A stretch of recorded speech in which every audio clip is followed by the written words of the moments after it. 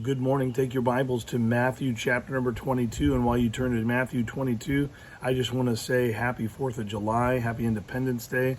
I hope that you celebrate the birthday of America in a way that is fitting, and have a great time with your friends and family. And Matthew 22, we get given kind of the centerpiece, or maybe the thrust of how to please the Lord and to live our lives. It's summed up in just a few verses, 2 commands really. And so let me just read these to you very quickly this morning so that you can get to your holiday plans. And starting in verse number 36 in Matthew 22, we read this. We find, he says, he's asked the question really. It says, Master, which is the greatest commandment in the law?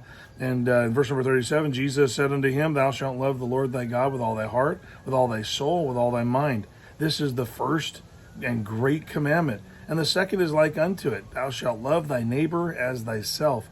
On these 2 commandments hang all the law and the prophets. And so in Jesus' mind, if you can perfectly do these 2 things, you give yourself completely to the Lord, not a statement of faith, not a nod of approval to the Lord for so you can get blessings from him or you can escape hell. We're talking about total surrender, wholehearted following of the Lord, which is a work that we work on for our entire lives.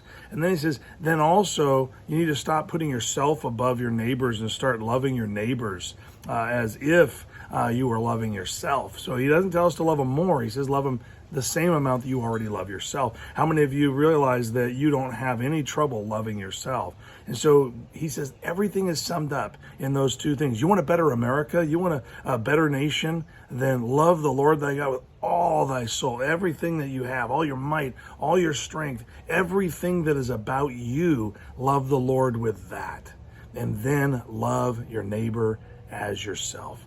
Talk about changing the world, really one connecting point at a time. When we love the Lord and we let that flow out to those around us, man, that just changes things. And so I want to encourage you, make our nation a nation that knows that we love the Lord and a nation that loves their neighbor. I hope that helps you have a wonderful Independence Day.